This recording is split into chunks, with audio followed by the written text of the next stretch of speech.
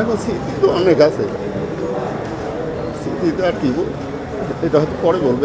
এই মুহূর্তগুলো আমরা চাই যাতে দ্রুত এই রায়টা কার্যকর হয়, সেই জন্য এইটা ব্যবস্থা করা হয়।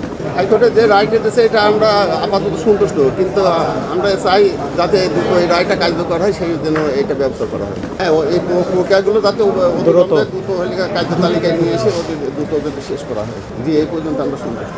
ভবিষ্যতে যাতে আপনার মধ্যে যাতে আর কোনো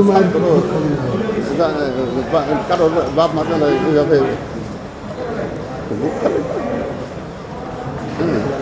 এখন স্মৃতি তো অনেক আছে, স্মৃতিতে আর কি এটা হয়তো পরে বলবো।